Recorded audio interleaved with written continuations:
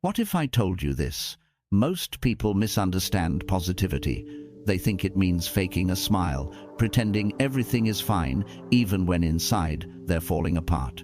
But let's be honest, that isn't strength, that's denial. The Stoics taught something radically different. True positivity isn't about ignoring pain. It's about transforming pain into inner power. It's about building a mind so steady, so unshakable, that even when the storm comes, you remain standing. Think of it this way: storms don't define the mountain, they reveal its strength. And in this video, I'll walk you through 5 timeless Stoic principles that will show you how to stay positive and think clearly in any situation. Stay with me until the end, because what you discover here may change the way you face every challenge in life. And if you find value here, consider subscribing and join us on the path of the Stoic habit. Part 1. The principle of control. Knowing what belongs to you and what doesn't. Imagine this. You've just lost your job. One person collapses in despair, convinced that life is over. Another person, facing the very same situation, says, "This is my chance. This is my opportunity to finally begin again, to pursue what I was truly meant to do." The same event, yet 2 completely different outcomes. Why? Because of one timeless Stoic principle, the dichotomy of control. The Stoics remind us there are things within our control, and there are things forever beyond it. The weather tomorrow? Not in your control. What other people think about you? Not in your control. The state of the economy? Entirely outside your hands. But here's what is in your control: how you choose to react, the decisions you make today, the thoughts you allow to live and grow inside your mind. That is your kingdom, and within that kingdom you are sovereign. Seneca once wrote, "We suffer more often in imagination than in reality." Think about it. The last time someone cut you off in traffic, the incident lasted 3 seconds, but you carried that anger for hours. The suffering didn't come from the event itself. It came from your choice to replay it over and over again. And this is the heart of Stoicism. Pain may be inevitable, but how long you suffer is up to you. When you stop wasting energy trying to control the uncontrollable, you reclaim that energy to master yourself, and that is where true freedom begins. Because happiness, positivity, resilience, none of these are dictated by external events. They are born from interpretation, from the meaning you assign to what happens. The Stoics knew, you cannot command the winds, but you can adjust your sails. You cannot silence the storm, but you can steady your mind. So ask yourself today, am I spending my life fighting battles I can never win? Or am I focusing on the one battlefield where victory is always possible, the battlefield within my own mind? That is the first step, the first weapon, the beginning of true power. Part 2. Radical acceptance, amor fati. Marcus Aurelius once wrote in his private journal, "A blazing fire makes flame and brightness out of everything that is thrown into it." Think about that image for a moment. A weak fire is smothered when obstacles are thrown into it, but a strong fire? It grows hotter, brighter, more powerful. This is the spirit of amor fati, to not only accept what happens, but to love it, to embrace it as fuel for your growth. Because here's the truth. When you resist reality, you suffer twice. First, from the event itself, and second, from your refusal to accept it. But when you embrace reality, even the harshest blows, you transform suffering into strength. Picture a sculptor carving a block of marble. Every strike of the chisel removes something. At first glance, it looks like destruction. But look closer, and you see that every strike is revealing something hidden inside, something beautiful, something that was always there, waiting. Life is the sculptor, challenges are the chisel, and your character, the real you, is the statue being revealed. Maybe you've been betrayed by someone you trusted. You could drown in bitterness, or you could let that betrayal teach you wisdom, sharpen your judgment, and help you treasure the relationships that truly matter. Maybe you've failed at something you worked years for. You could call yourself worthless, or you could see failure as the mentor success could never be. This is amor fati. To look at every hardship and say, not only will I endure this, I will use it. I will let it shape me into someone greater. The storms will come. That much is certain. But what they reveal, fear or strength, despair or resilience, that is your choice. So the next time life throws something at you, don't ask, why me? Instead, declare, this is the material I've been given, and I will build with it. This is the firewood, and I will burn brighter because of it. That is amor fati, the art of radical acceptance. And it is the second step to becoming unshakable. Part 3. Turning pain into purpose. Pain is unavoidable. No matter who you are, no matter how carefully you plan your life, suffering will find you. But the Stoics remind us, pain does not have to be meaningless. The key is this: you can transform pain into purpose. Viktor Frankl, a survivor of the Nazi concentration camps, discovered this truth in the darkest of places. Surrounded by death and despair, he noticed something remarkable.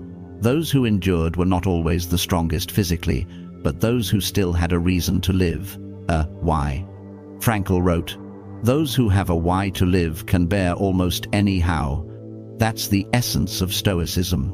When you give your suffering a purpose, it becomes fuel, not chains. Think of a soldier who loses a limb in battle.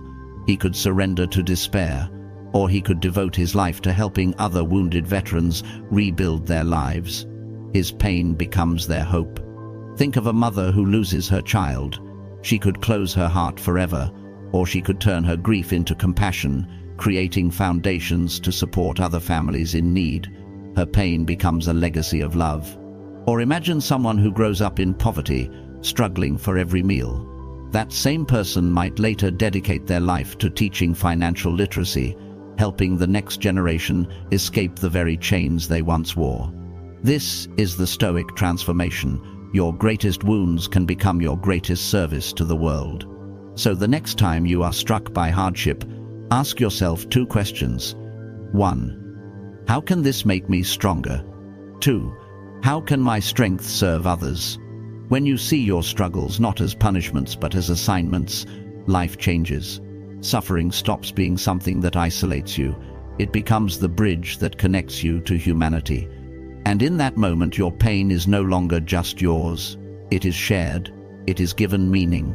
It is turned into purpose.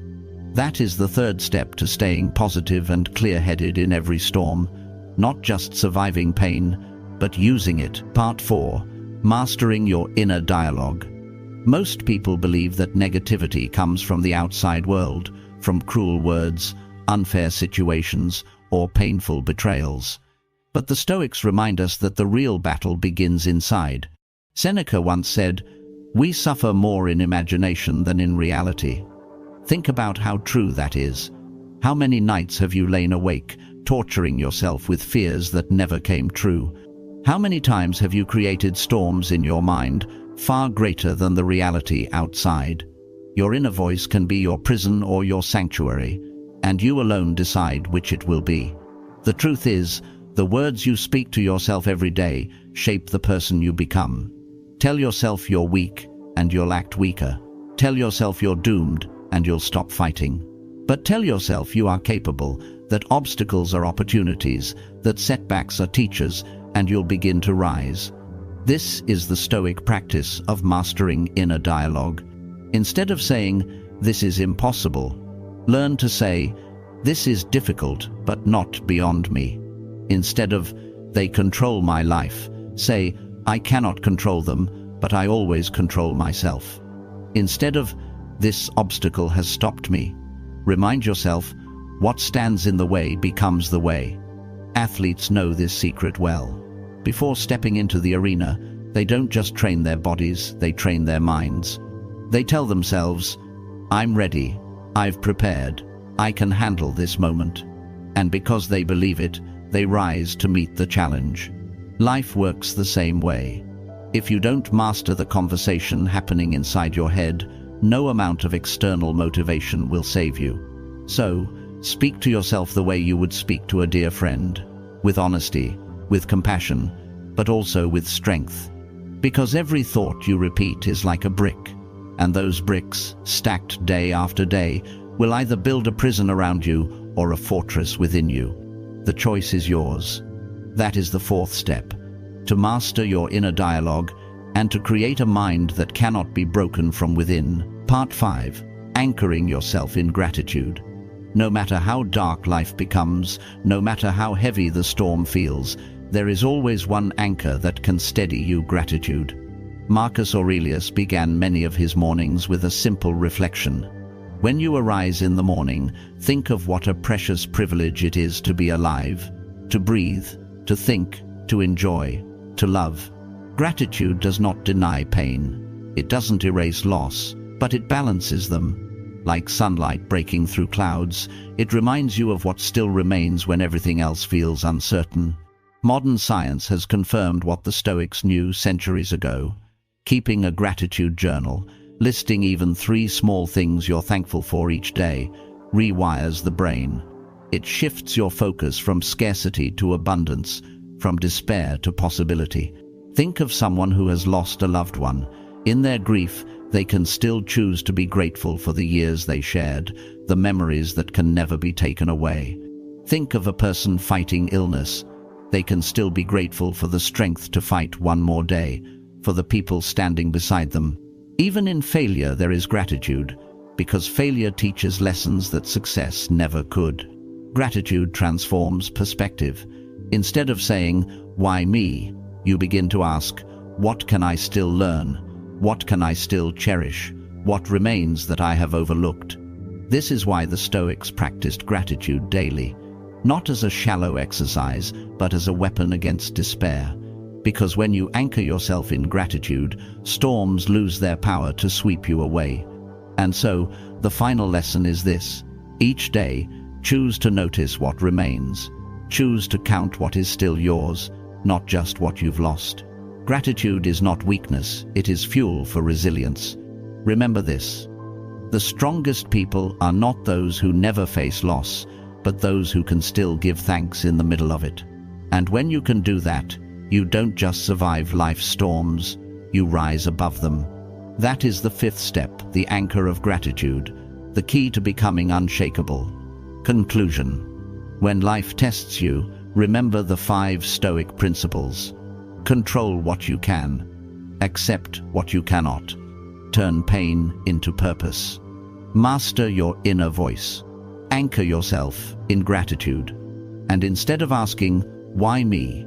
stand tall, look at the challenge, and declare, "This is my chance to rise. This is my moment to be unbreakable." That is true Stoic positivity, not blind hope, but strength that never collapses. If this message speaks to you, subscribe and walk this journey with us. And write in the comments, "I choose to rise."